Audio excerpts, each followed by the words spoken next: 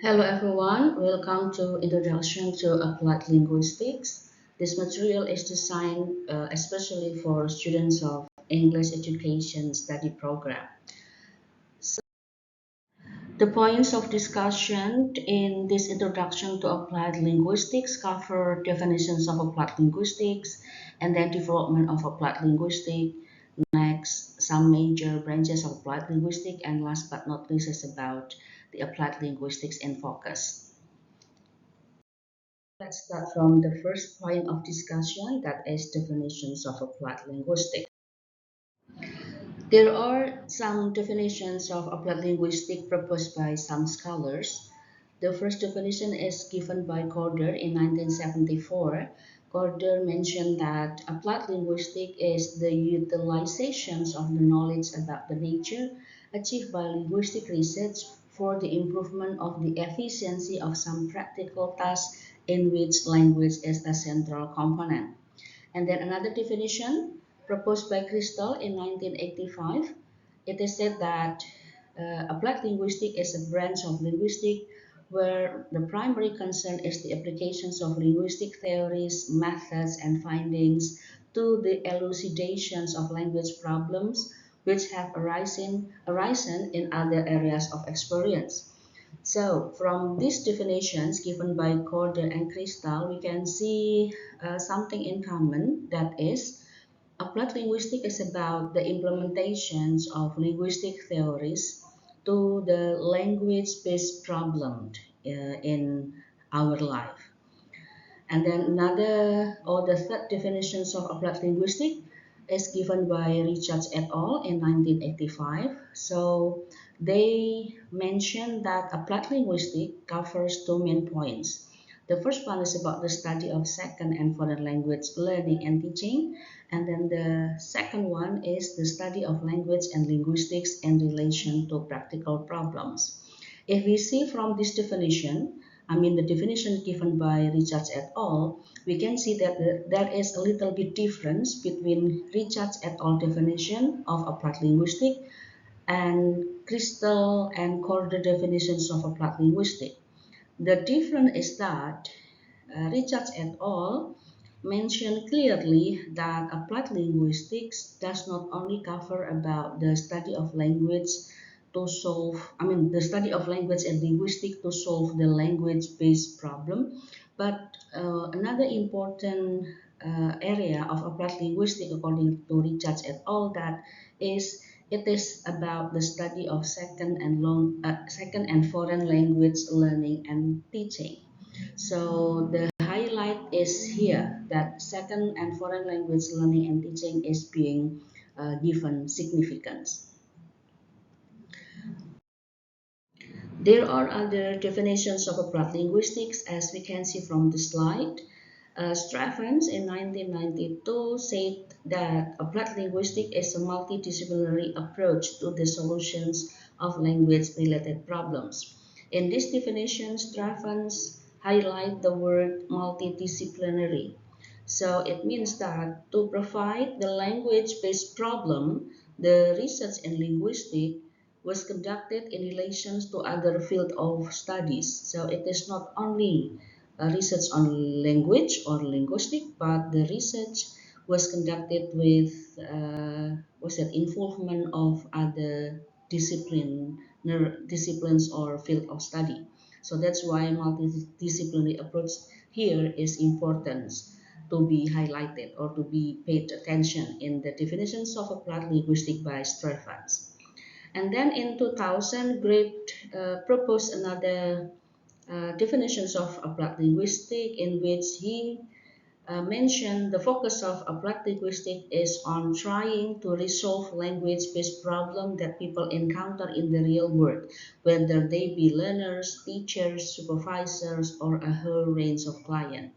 He also noted that distinguishing between linguistics and applied linguistics concerned with distinguishing between theory and practice. So in this definition, Grape clearly classified linguistics into theoretical linguistics and practical linguistics. The theoretical linguistics covers those fields of linguistics such as phonetics, phonology, and then morphology, syntax, and so on. And when it comes to applied linguistic in definitions by Grip, it is the practical or the implementations of those theoretical linguistic to solve the language-based problem in the world. So that's why applied linguistic is considered as the practical side of the linguistics. And another definitions of applied linguistics is given by Smith and Salsa in 2003. They said that applied linguistics is using what we know about language, how it is learned, and how it is used in order to achieve some purpose or solve some problems in the real world. Definitions of applied linguistics by Smith and Salsa highlighted the three uh, indicators or three things that is about what we know about language and then how it is learned and how it is used. By saying these three or highlighted these three elements, Smith and Celsius Morsia definition is similar to Richards et al. Definitions of applied linguistics, which also focuses or give emphasis on the teaching and learning of language. And the results of those learning and teaching language or how the language is used will be employed to solve some problems in the real world. So the conclusions about the definitions of applied linguistic, we can say that it is a study of second and foreign language learning and teaching, and that it also investigates problems related to language learning and teaching, and it finds some practical steps to solve the problems like the language planning, language teaching, conversational analysis, use of Englishes, English in workplace, and English in office, and also of course many other fields having problems related to language. Now we come to the second point of discussion, that is about the development of applied linguistics. The term applied linguistics is an Anglo-American coinage. It was found first at the University of Edinburgh School of Applied Linguistics in 1946, and then the term was also used at the Center of Applied Linguistics in Washington, D.C. in 1957. Basically, applied linguistic use was propagated by those who clearly wanted to be known as scientists, not only as humanists. Another thing that should be considered when we talk about the development of applied linguistics is the one which is mentioned by Grip in 2002. So Grip said that applied linguistics is a branch of linguistics which studies about the second and foreign language teaching and learning. And if we take the definitions of applied linguistics in that way, that definition owes its origin to the US language teaching programs during and after the Second World War. Grape also mentioned that the program was largely based on Leonard Bloomfield's outline guide for the practical study of foreign languages. On the other hand, Cook in 2005 mentioned that there are three phases of applied linguistics development.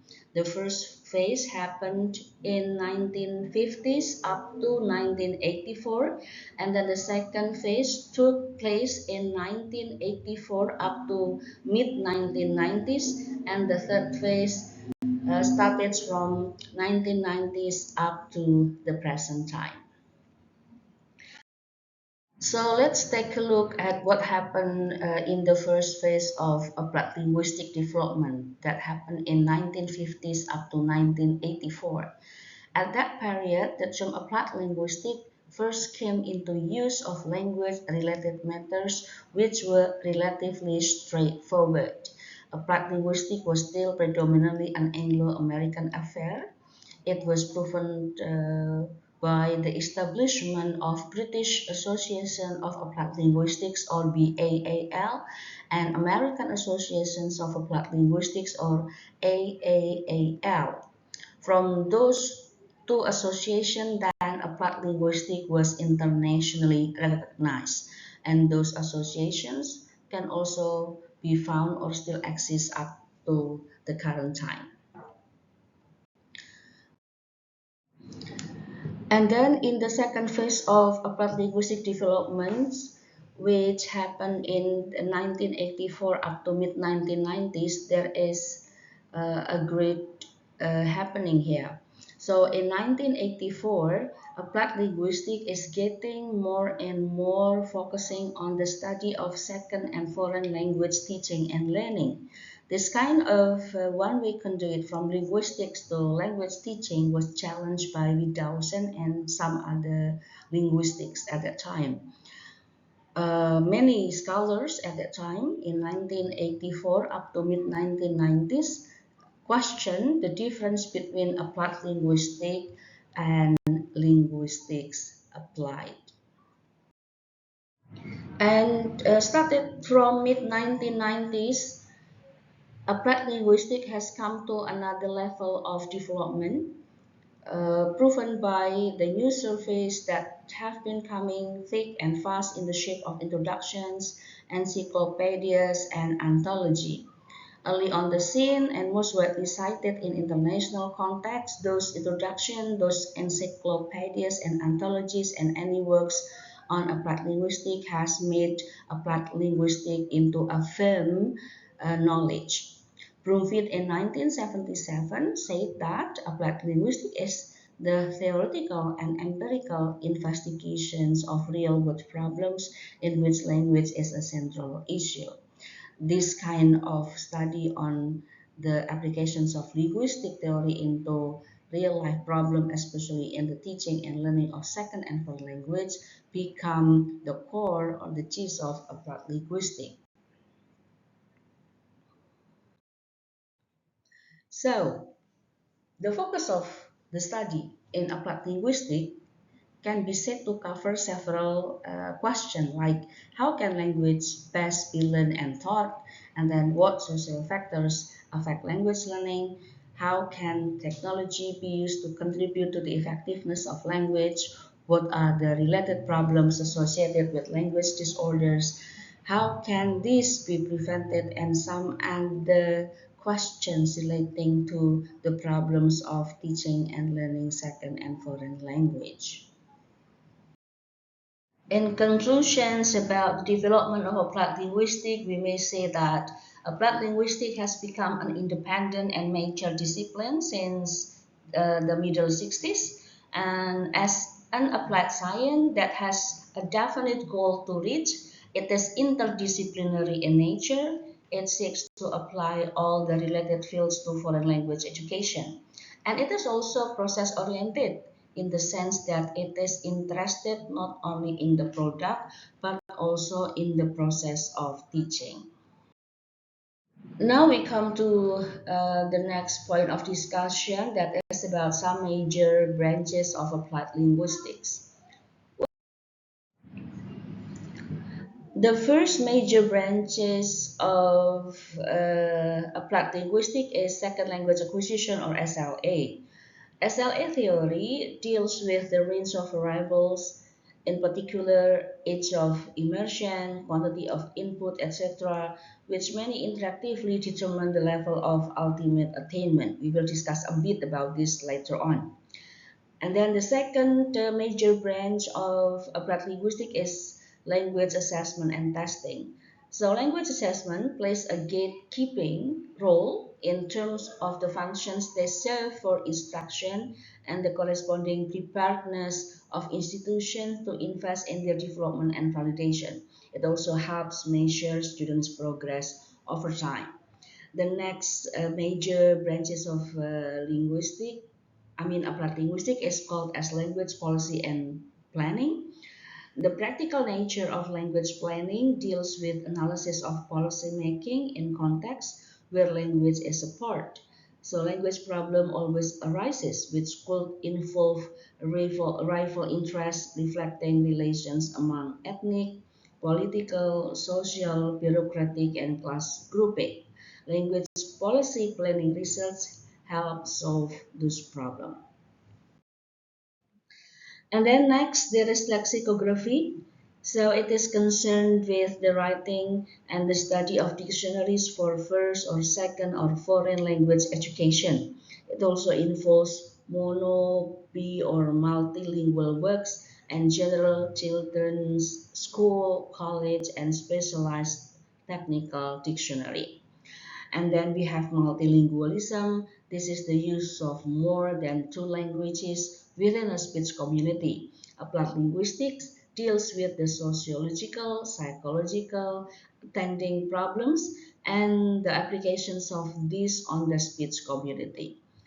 Another major branch of applied linguistics is corpus linguistic. So this is aimed at improving language description and theory. The task of applied linguistics is to assess the relevance of language description to practical application. Other branches of applied linguistics include psycholinguistics, those involving educational linguistics, sociolinguistics, English studies, discourse studies, and computer-assisted language learning or CALL. And now we come to the last point of discussion, but not the least one. It is about applied linguistics in focus. When we talk about applied linguistics, one main discussion is about second language acquisition or second language learning. There are several things that can be discussed in the field of SLA. The first one here is linguistics and language learning. So many language learning theories are proposed based on certain linguistic theory. In fact, knowledge in linguistics lies at the root of understanding what language learners can learn, how they actually learn the language, and what they learn ultimately. Linguistics has always played an important role in the studies of language acquisition and learning. Rod Ellis, one of the big names in SLA, proposed in 1994 that whereas much of the earlier SLA work focused on the linguistic and in particular the grammatical properties of learner language and was psycholinguistics in orientation, later work of SLA has also attended to the pragmatic aspects of learner language and increasingly has adopted to a sociolinguistic perspective. So linguistics has indeed been relevant to SLA research. Knowledge in linguistics can serve language learning, yet the focus here in SLA is on how linguistics can help to contribute to the solution of some disputable issues in language learning research. One of the major issues in SLA research is whether and how to include grammar in second language instruction. The discrete point grammar instruction conducted by more traditional language teachers has been widely criticized for focusing on forms and ignoring meanings. However, findings from immersions and naturalistic language acquisition found that second language learning is entirely experiential and meaning focused.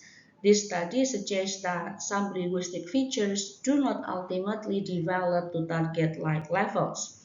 The key point in focus on form is that although language learning should be generally be meaning focused and communication oriented, it is still necessary and beneficial to focus on form occasionally.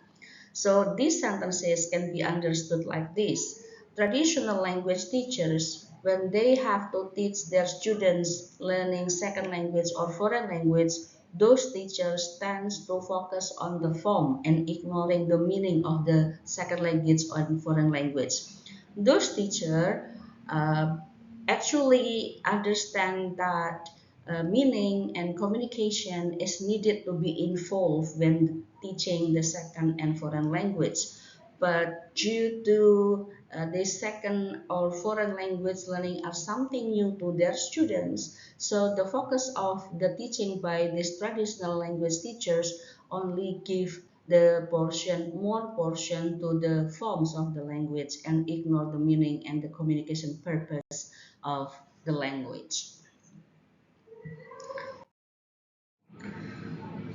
Focus on form often consists of an occasional shift of attention to linguistic code feature, either by the teacher or by one or more students.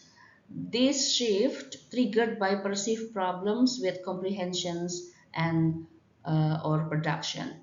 So there is also a question addressed to focus on form teaching.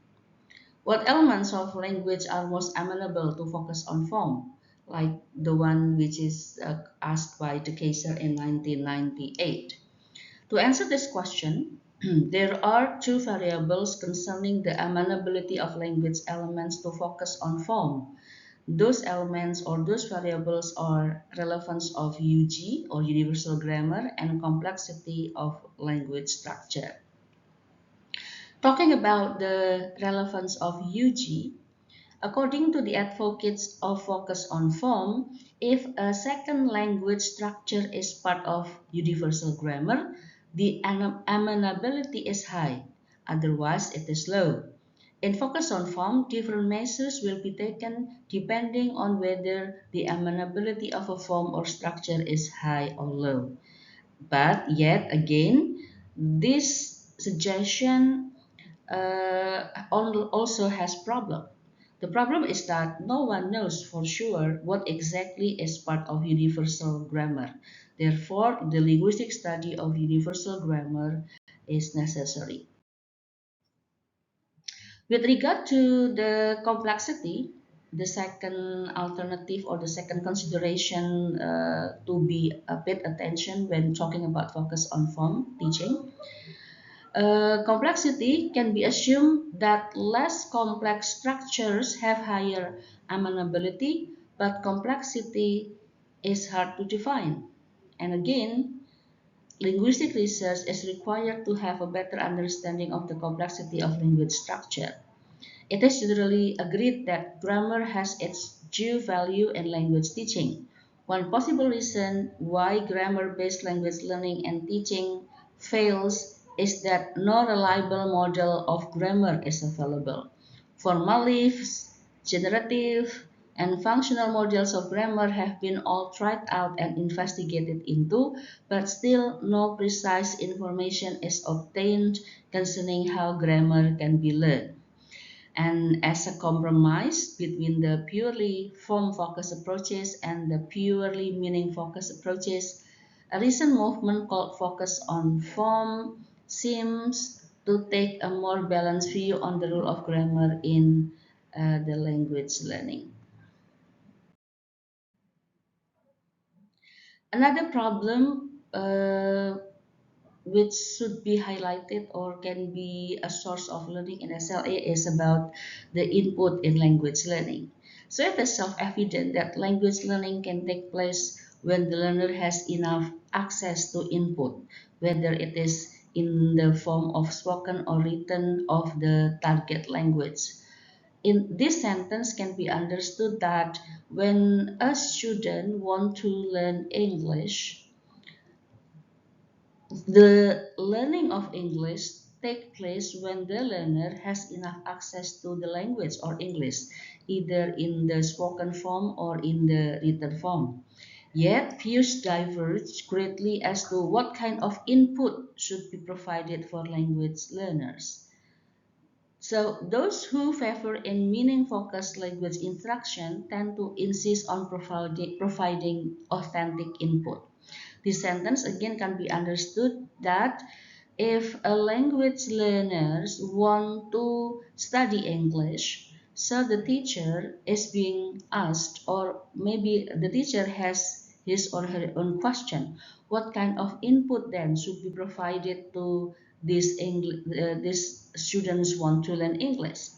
So those who prefer to teach using or depending on the meaning-focused language instruction, tend to insist on providing authentic input. So ideally, the input should vary in style, mode, medium, and purpose, and should be rich in features which are characteristic of authentic discourse in the target language. Despite the advantages of authentic input, there are strong views that any input must be comprehensible if it is to have any effect on learning. This sentence says once again can be understood that to help students learn English as a foreign language or English as a second language. So the teacher should provide authentic input, or another suggestion is to give a comprehensible input to the learners of English. Talking about input for the language learner, Stephen Krashen, another big names in second language acquisition, proposed input hypothesis in 1985, which stated that learners acquire language as a result of comprehending input addressed to them. Gratian brought forward the concept of I plus one principle, that is, the language that learners are exposed to should be just as far enough beyond their current competence so that they can understand most of it but still be challenged to make progress. Inspired by this input hypothesis, many studies on kinds of optimal input have been conducted, yielding two of which are pre-modified input and interactively modified input. Pre-modified input is material that is finely tuned in advance to the learner's current level, whereas interactively modified input is material, usually spoken discourse, that is modified when the teachers and the learners interact based on preliminary research. The latter, or the interactively modified input, is more likely to do a better job in helping students learning second or foreign language. Now, another thing to consider in SLA is about interlanguage. Swain 1985 and Sehan in 1998 argued that besides input, output has also been reported to promote language acquisition. The conception of language output as a way to promote language acquisition is in line with constructivism. It is a view that it is a view which argues that language or any knowledge is socially constructed. Learners learn language by cooperating, negotiating, and performing all kinds of tasks. And what about interlanguage? So interlanguage is understood as a language system between the target language and the learner's native language. This sentence, once again, can be understood like this. So uh, when there is a student want to learn English, say for example the students, Indonesian students, want to learn English. So the English which the students produce in the process of learning is called as interlanguage. It is English, but not at the level of correct English. So interlanguage in this case is English, which is the result of the process of students learning the correct English. The studies on interlanguage, whether it is the psychological or the biological or neurological mechanism in the productions of interlanguage, or the linguistic features of interlanguage, will certainly benefit the language learning. The next focus on SLA is about linguistic and language teaching. So all aspects of language teaching can have implications from linguistics. At the macro level, linguistic theories influence the general orientation and approaches to language teaching, such as structural versus functional. On the other hand, at the micro level, linguistic knowledge helps teachers to better explain the specific language items they teach. Now let's see this view of language teaching, which is called as discourse-based view of language teaching. The discourse-based view of language focuses on complete spoken and written text and on the social and cultural context in which such language operates. Accordingly, the discourse-based view of language teaching aims at developing discourse competence, which is similar to the well-known concept of communicative competence. These sentences can be understood as if teachers want to teach their students by using or relying on discourse-based view, so the teachers should what's that focuses on teaching the students the spoken and written text as well as the social and cultural context in which the language operates. So the teachers can not only teach the students about the form of the language without paying attention to the social and cultural context in which the language operates. The purpose of teaching language is to build the communicative competence. So what is communicative competence? Communicative competence refers to what a learner knows about how a language is used in particular situation for effective and appropriate communication. So this is the goal of teaching second or foreign language according to discourse-based view of language teaching. Communicative competence includes knowledge of the grammar and vocabulary or the form of language, rules of the speaking, how to use and respond to different types of speech acts and social conventions, and how to use the language appropriately. According to discourse theories, language learning will successfully take place when language learners know how and when to use the language in various settings and when they have successfully recognized various forms of competence such as grammatical competence and pragmatic competence. In the case of foreign or second language learning, language learners are encouraged to deal with accomplishing action which are thought to help them acquire the target language. The communicative language teaching or CLT and task-based language teaching or TLBT are the best known examples of such theory or the discourse based view of language teaching. And again, with the relationship of linguistic theories and language teaching, we cannot forget that there are four major linguistic schools. And these four major linguistic schools also have influence on the theories of language teaching. For example, the traditional grammar has influenced and produced the teaching method which is called as grammar translation method. And then the structuralism school of linguistics, it yields or it resulted in the method of teaching language called as behaviorism and audiolingual. And then the universal grammar theory is very best known in the implementations of teaching syntax. And then the functional grammar, um, this functional school of linguistics has a great what's that influence on the communicative competence language teaching. One of them is the method called as genre-based teaching.